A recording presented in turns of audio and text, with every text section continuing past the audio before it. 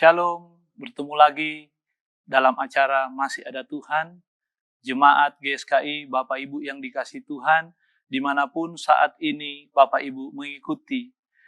Saya percaya hari ini Bapak Ibu dan saya semua ada di dalam kasih anugerah dan berkat-berkat Tuhan. Hari ini kita akan mendapatkan berkat dari kebenaran firman Tuhan yang terambil di dalam Mazmur 119 ayat 71. Demikian firman Tuhan. Bahwa aku tertindas itu baik bagiku, supaya aku belajar ketetapan-ketetapan. Tema yang saya berikan melalui kebenaran firman Tuhan ini adalah tertindas itu baik bagiku. Tidak banyak orang yang mau mengatakan dengan iman bahwa ketika dia mengalami tekanan, mengalami penderitaan, ketika dia tertindas, maka dia berkata, itu baik bagiku. Tetapi ada satu kalimat yang sering saya dengar yang berkata, batu permata yang terbaik itu justru dibentuk melalui tekanan bumi yang paling dalam.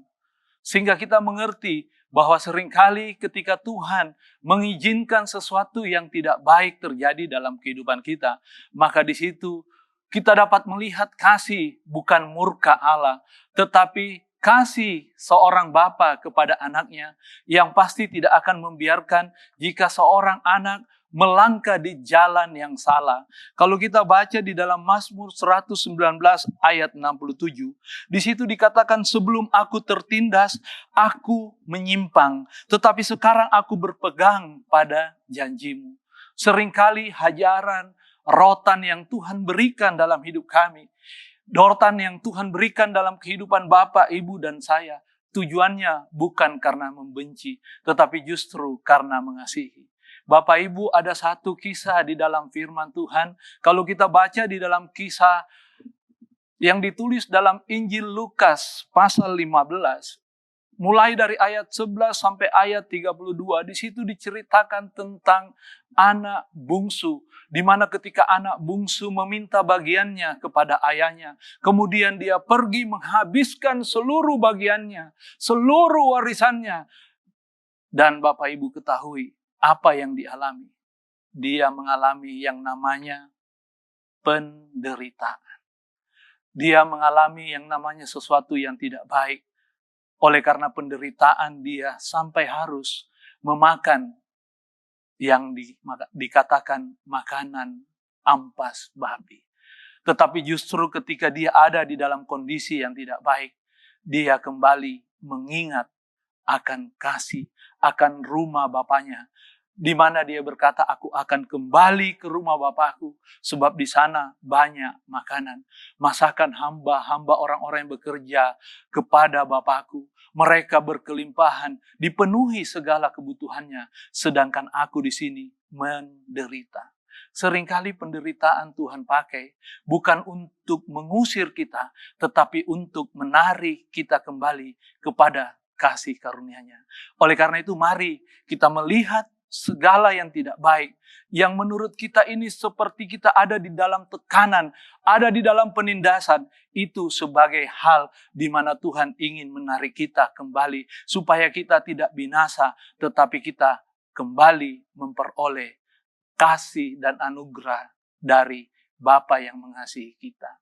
Mari kita belajar mulai melihat segala sesuatunya dari cara pandang Allah, bukan dari cara pandang manusia. Hal yang pertama yang kita bisa tarik ketika kita berkata, tertindas itu baik bagiku. Karena ketika kita tertindas, kita kembali kata firman Tuhan, mulai belajar ketetapan-ketetapan Allah.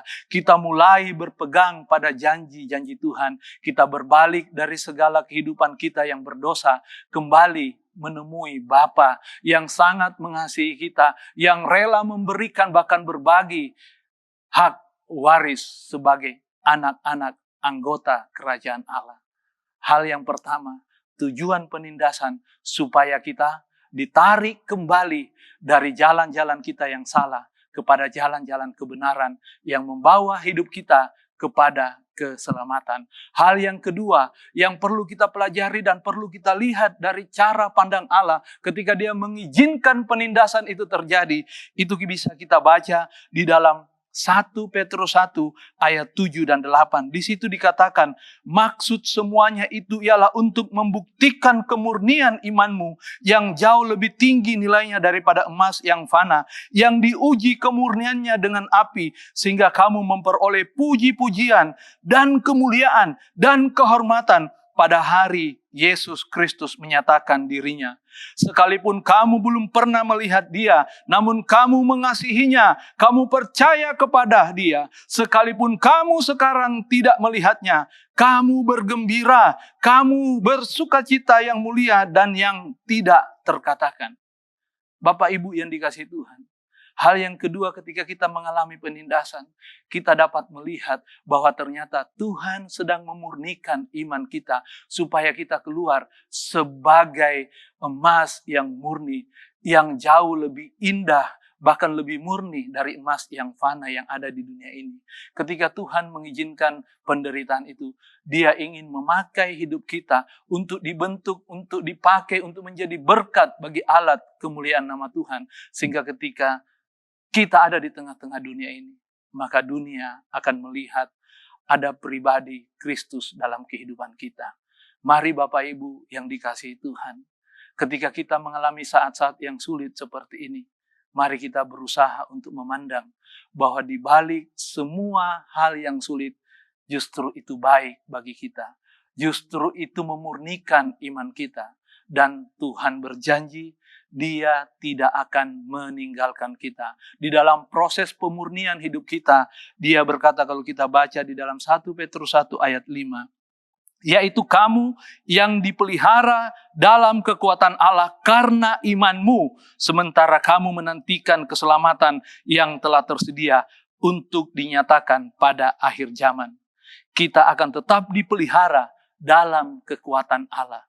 Kita tidak dibiarkan sendiri dalam proses itu. Tetapi percayalah, proses pemurnian iman kita dikatakan supaya suatu hari kelak kita akan mendapatkan sukacita, kita akan mendapatkan kehormatan. Karena di hadapan Tuhan, ketika kita sudah dijadikan menjadi emas yang murni, maka kita pasti akan menerima mahkota kehidupan, mahkota kebenaran, bahkan mahkota kemuliaan kita. Oleh karena itu Bapak Ibu yang dikasihi Tuhan, tetap semangat, tetap setia, tetap percaya, dan teruslah melayani Tuhan. Tuhan Yesus memberkati kita semua. Haleluya. Amin.